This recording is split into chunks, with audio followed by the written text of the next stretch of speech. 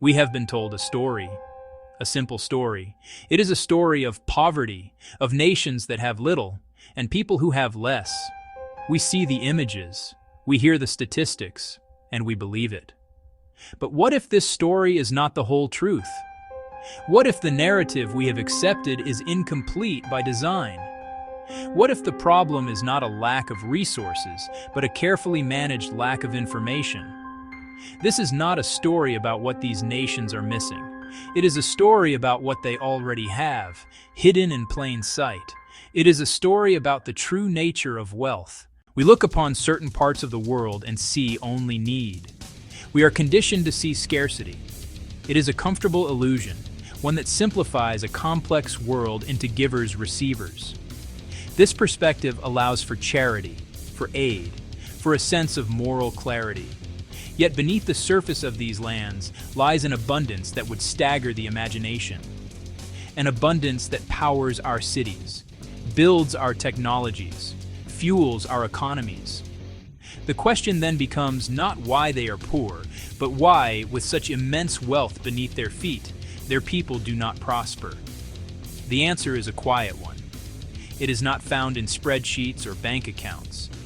It is found in the information they are not given. The greatest barrier to progress is not an empty wallet. It is not knowing the true value of what you possess. It is not understanding the global systems that determine that value. It is signing contracts you cannot fully comprehend for resources you did not know you had. The powerful do not hoard money. They hoard knowledge. They control the flow of information, ensuring they are always at the negotiating table with an advantage. The people on the other side are not poor. They are uninformed. They are kept in a state of strategic darkness, where their wealth is extracted before they ever learn its worth. This journey will take us across continents. We will travel to lands often defined by conflict and hardship, but we will look deeper. Afghanistan. The name itself conjures images of dust and conflict. A rugged, war-torn landscape, graveyard of empires, endless struggle. Headlines: instability and aid dependency.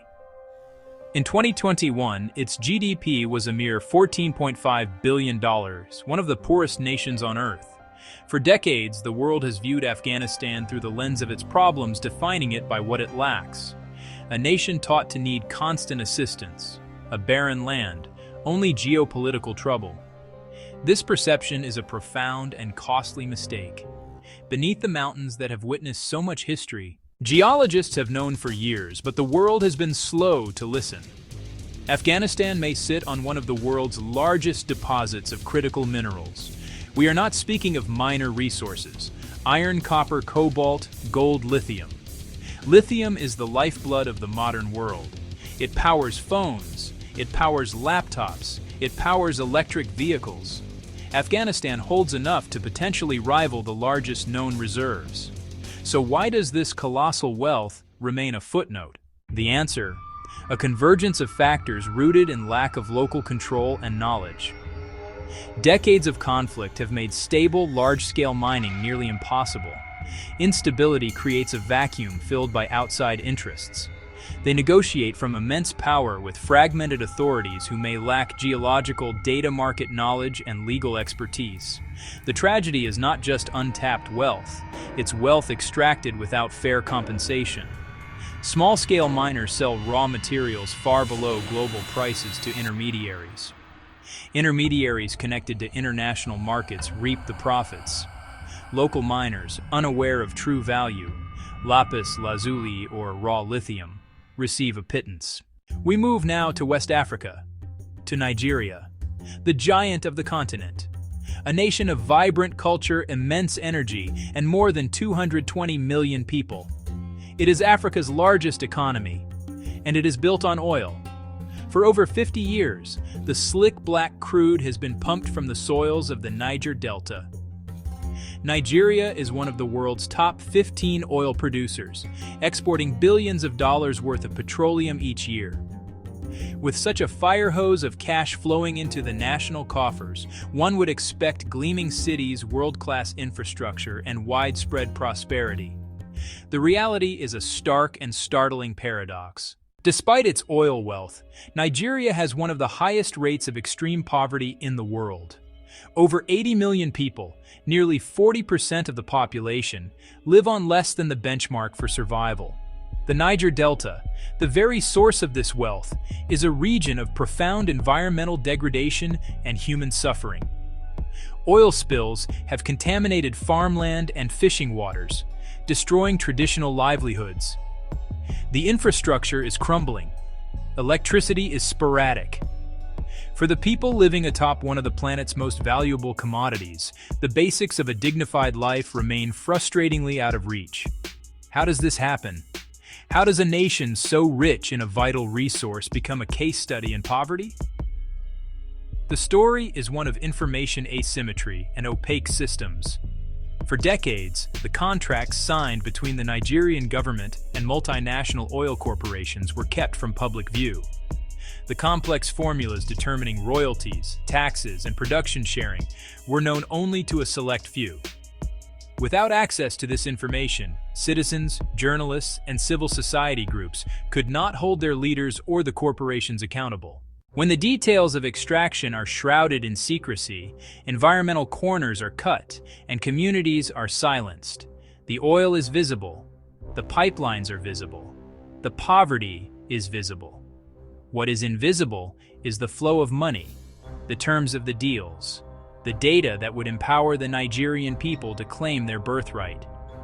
They are not poor because the oil has run out.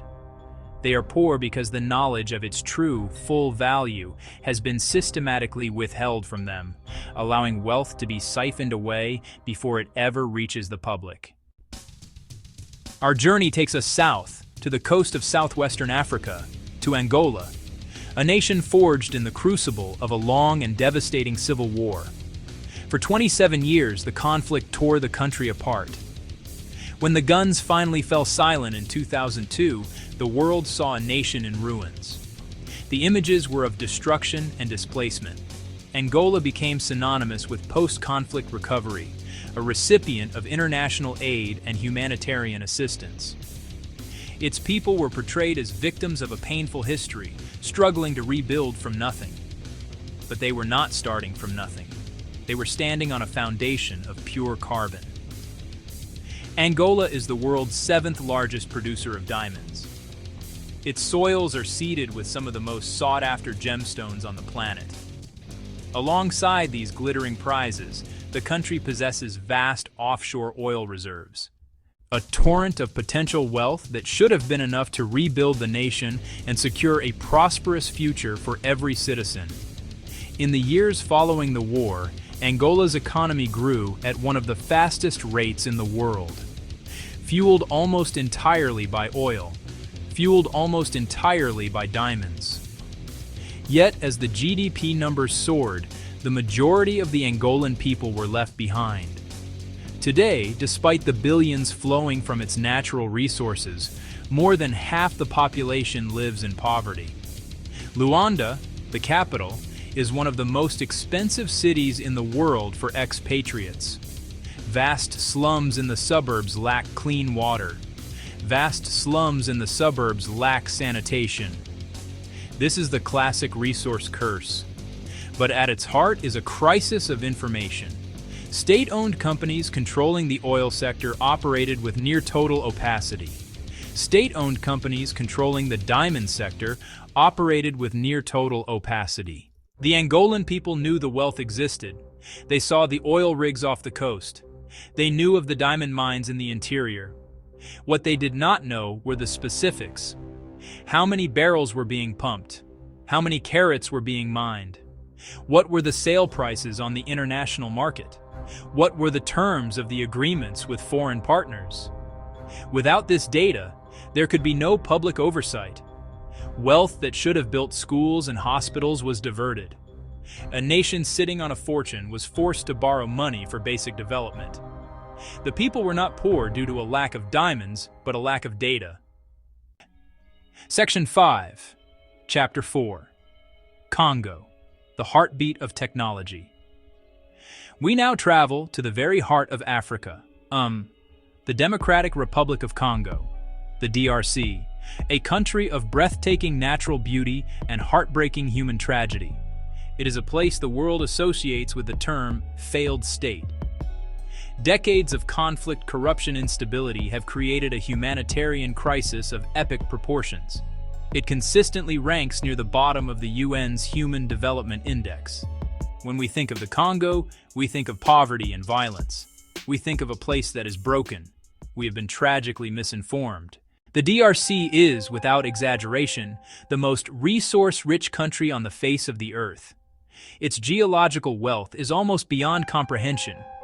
It holds over 70% of the world's cobalt, an essential component in the batteries for our smartphones and electric cars. It is a top producer of copper, diamonds, tin, gold. It possesses vast, untapped deposits of the same lithium found in Afghanistan. The potential hydroelectric power from the Congo River alone could light up the entire African continent. The estimated value of its raw, in-ground mineral wealth exceeds $24 trillion. That is more than the GDP of the United States and China combined. This is the ultimate paradox.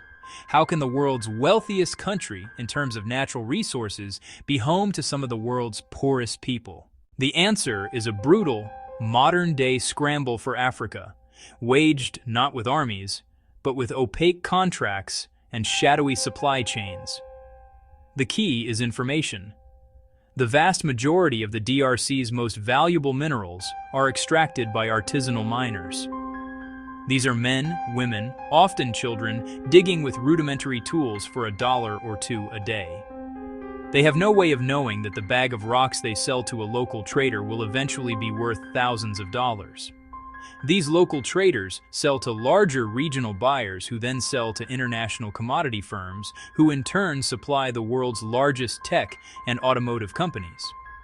At each step of this chain, the price increases exponentially and the information is controlled.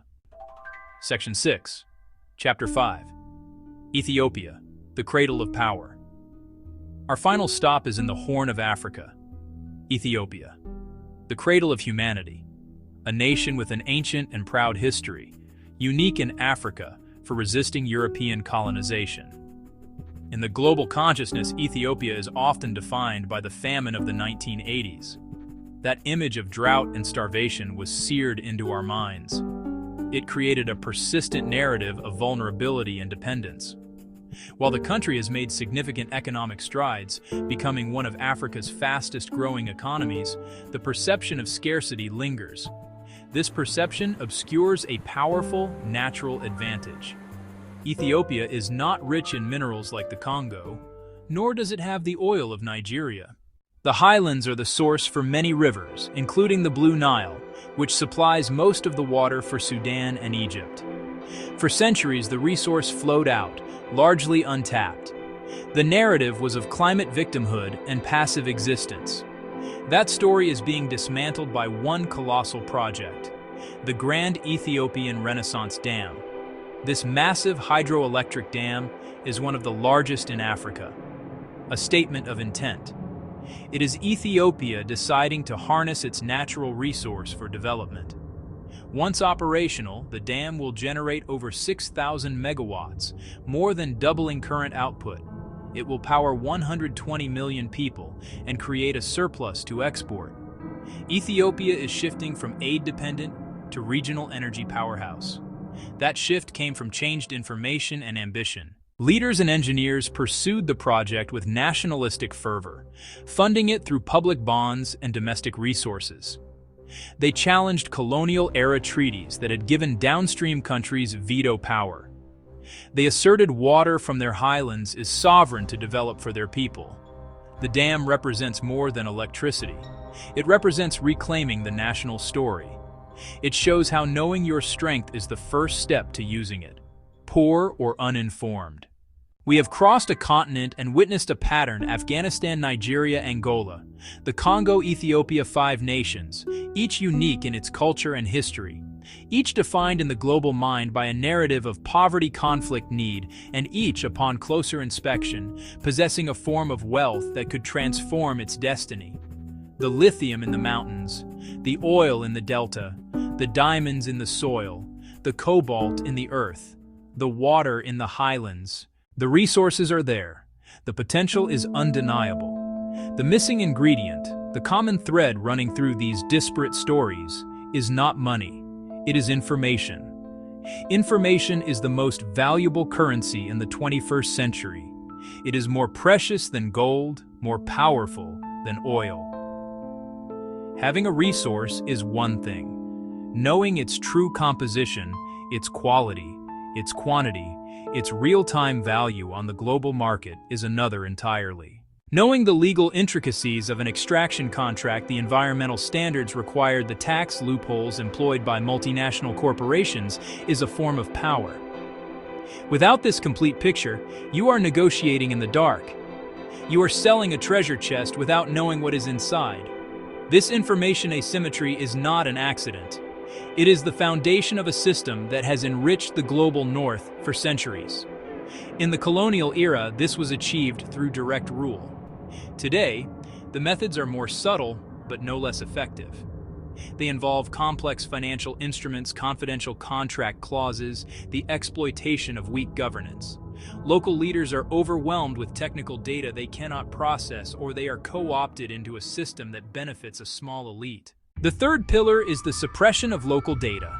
Geological surveys, resource assessments, are often conducted by foreign entities, who then control the resulting data.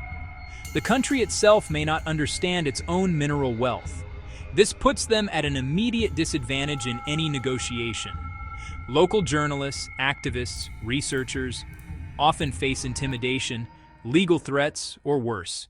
The architecture of ignorance seems impenetrable. A fortress of legal jargon, financial secrecy, entrenched power. Faced with such a system, it is easy to feel helpless. But no fortress is invulnerable. Every complex system has a weak point. The weakness is its reliance on darkness. The entire structure is designed to operate away from the light. It cannot withstand scrutiny. It fears transparency. The tool that brings the light is devastatingly simple. A single, well-aimed question can be more powerful than $1 billion in aid. When a citizen asks, "Can I see the contract for the oil block in my community?" the foundation shifts. When a journalist asks, "Why was the profit declared in Bermuda instead of Kinshasa?" a crack appears in the wall. When a community leader asks, "What is the global market price for the cobalt you are buying from us for $2?" the negotiation changes. These are not complicated questions. They are fundamental questions of ownership, fairness, accountability. The movement for transparency is already underway. Around the world, brave individuals and organizations are fighting for the right to know. They are building platforms to publish resource contracts. They are training local journalists to investigate financial records. They are using satellite technology to monitor illegal mining and deforestation. They are demanding that companies publish what you pay. They are demanding that governments publish what you earn. Each piece of data they uncover is a stone removed from the fortress wall. It is a slow, arduous process, but it is happening. This is not a call for charity. It is a call for solidarity. A call to support those on the ground who are doing the difficult work of asking questions. It is a call to change our own perspective. To stop seeing these nations as charity cases and start seeing them as partners whose wealth has been systematically obscured. The next time we hear a story about a poor country, we must train ourselves to ask a different set of questions. Not, what do they need? But what do they have? Not, how can we help them? But who is benefiting from their resources and how? In these countries, the poor don't lose, the uninformed do. We began this journey with a story, the simple story of poverty. We end it with a more complex and more troubling reality. The reality that some of the world's poorest people live in the world's richest lands. We have seen that the gap between their poverty and their land's wealth is not a natural occurrence. It is a manufactured space, a space created and maintained by a deliberate lack of information. This is not about conspiracy. It is about the predictable, rational, and ruthless mechanics of modern global capitalism when it is allowed to operate in the shadows. The narrative of poverty is a veil. It is comfortable because it simplifies the world and assigns us a clear, moral role. But it is a lie of omission. It erases the trillions of dollars in resources. It ignores the opaque contracts. It hides the fundamental truth that the problem is not a lack of wealth, but a lack of power that comes from knowledge. To continue to speak only of poverty is to be complicit in the deception. It is to perpetuate the very condition that allows this extraction to continue. The world is changing. The flow of information, however restricted, cannot be stopped entirely. The questions are beginning to be asked, from the mountains of Afghanistan to the deltas of Nigeria. A new generation is rising that is unwilling to accept the old stories. They have the tools to connect, to research, and to demand what is rightfully theirs. The most powerful thing we can do is to see them not as subjects of our pity, to amplify their questions, and to challenge the narratives we are fed. So, the next time you hold your smartphone, think of the cobalt from the Congo. The next time you see the price of fuel, think of the oil beneath Nigeria. And the next time you hear a nation described as poor, pause. Ask the question, what lies beneath their soil? Who owns the rights to it? And who is being kept in the dark? Because they are not poor, they are uninformed. And in the quest for a more just world, bringing the truth to light may be the most powerful act of all. If this opened your eyes, question more. Share this and explore the next chapter on this channel.